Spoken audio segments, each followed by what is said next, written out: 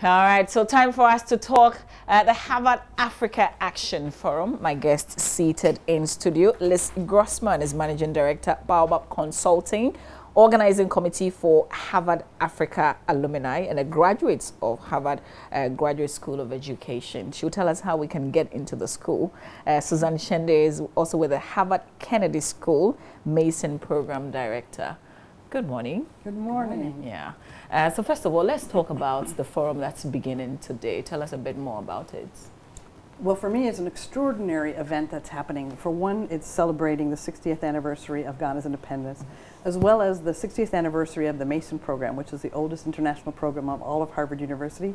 But it's a Pan-African dialogue motivated by alumni, bringing together people who are working and thinking across the continent about how do we move forward with progress, how do we reimagine Africa.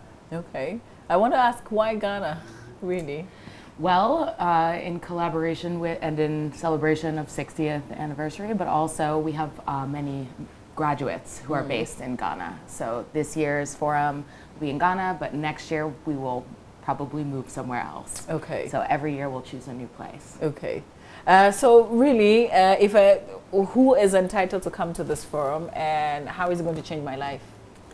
Well, we've talked about how this forum is open to Harvard alumni and Friends of Africa, everybody involved, so Africans as well as people from other continents who are interested in thinking about the hardest issues. If they were easy to solve, we would have solved them long ago. How do we work together to confront the hardest issues? And where do we have, and across the continent and across the globe, we have examples of progress that we need to share and replicate and figure out how to modify to fit our own cultural and particular circumstances. And we also have challenges that we face similarly that we can confront better if we think together. Okay. So everybody is welcome. Yeah, you've been to the school. Maybe you can tell us how it's changed your life. Sure. Well, it's very humbling to be part of an institution that has so much history. So many amazing people have walked on the paths that I was able to walk on. So it definitely inspires me to take that education and go and do more and bigger and better things with it. It is, it was one of the most rewarding experiences of my life and got me here to Ghana. What did you study? I studied education policy. Oh, so my okay. program is international education policy. Okay. So I was a teacher in Senegal for 3 years before I went to school to Harvard.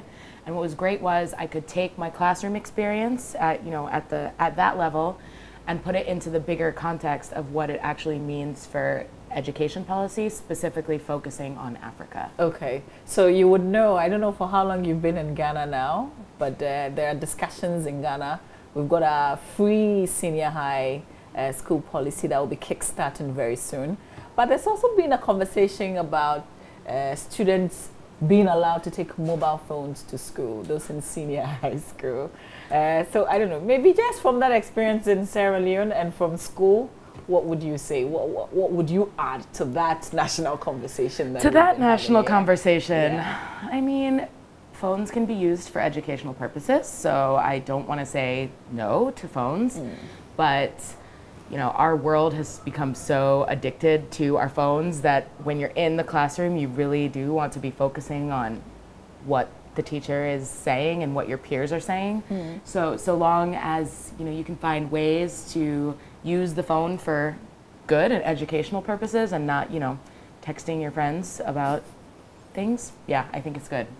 Okay. Susan, so schooling outside, I mean, it's nice and all. I would love to come to your school, but I hear it's also very expensive. So as part of what is going to be happening today, would you be discussing financing as well? Absolutely, of course, because we're working in the real world. It isn't just the dream and the pie in the sky. So I was fortunate enough to have come in 2014 to do a recruiting trip. And one of the reasons why this is happening in Ghana now is that as a result of the large community effort to get people to those recruiting events, spread the word through the radio station and things like that, we've had Ghanaian candidates who applied and had gotten in and have gotten funding. Now, unfortunately, we are not in the situation to be fortunate enough to have everyone who is admitted get full funding. because it is a very well-known and well-established program, although still cutting edge and innovative, about a third of the students are able to get funding from school-based fellowships, so HKS-based scholarships provided often by donors, etc. About a third are able to get funding from their own employers, including the Volta River Authority has given a lot of funding for past candidates. Okay. And then about another, and also the World Bank and Fulbright, and then about another third figure it out one way or another. But it certainly is a huge challenge, both for us to do fundraising to support more students, because we want the best students to be able to come regardless of their ability to pay on their own. We're always looking for greater diversity, whether it's geographical, sector, within countries, rural and urban, all the sorts of things that you want if you really want to bring just the best minds together with diverse backgrounds. But what's been the experience with students who've come from Ghana? We've had extraordinary people who've come from Ghana and come back and worked in ministries and worked in VRA and done a lot to contribute to their country's growth, both from the government sector and NGO sector.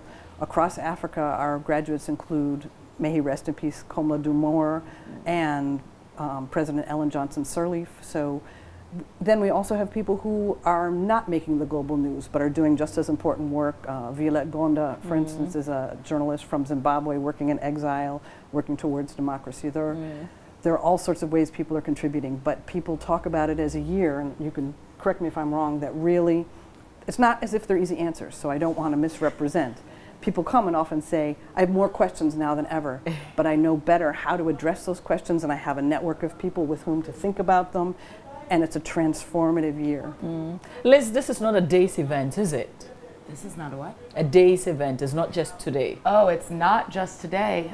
It is going to be today, Friday, and Saturday, and we have a jam-packed, amazing program with the president of Ghana, the president of Liberia. We have action tables on youth unemployment, on education, on financial inclusion. We have a lot going on. Youth unemployment is big. It's big. It's big in Ghana because there are a lot of people who complain that they don't have jobs.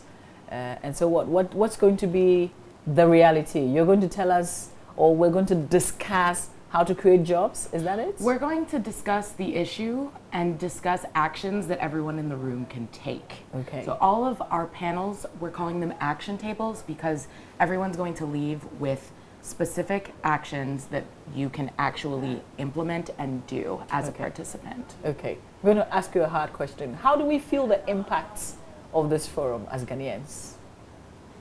I can't speak as a Ghanaian because I'm an American. As an American, I'm excited to learn and meet some of the best and the brightest minds here on the continent. For me, the most important part of this conference is going to be meeting people and getting people together to come up with new ideas on how to work and how to make changes, and that's the value. And I would add to that, I think we're going to be hearing from people who are on the ground trying to make change and have had failures and successes and learned from the failures and implemented something new. And so we're talking about digital governments and innovation through technology. And we're talking about governance itself and thinking about challenges. How much do you think about development? What do you think about democracy? How do those two things combine? Are there easy answers? No. Are different countries taking it in different ways? Whether you're talking about, Singapore, Rwanda, South Africa, et cetera, it's going to be a thought-provoking discussion with real-world examples. And that's what I think we can all take away. What resonates with you, what's different, the challenges you want to make. So it's not going to be people on a dais speaking down. It's going to be all of us in a conversation. That's good. Okay, so it opens this morning at 9 a.m., am I correct? It opens this evening. Oh, this evening. Yeah, you can come, it's at the Movenpick Hotel. So you can come starting at 2 p.m. and register. And then tomorrow morning will be 8 a.m.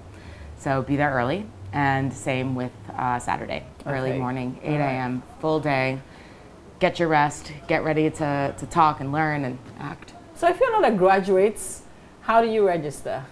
Well, one of the two things, I wanted to kind of layer two things on. Starting at 5 o'clock today, there's an open information session for which there is no charge whatsoever, and I'll be talking about Harvard Kennedy School and some about the other schools at Harvard, and just encouraging people, because you know they're brilliant people in Ghana. And a lot of us go through that same self-doubt of, well, I know I'm committed, I know I'm smart, but Harvard, it's not for me. Yeah. And we need to help everybody, our young people or middle-aged But really, people, is Harvard for break everybody? through.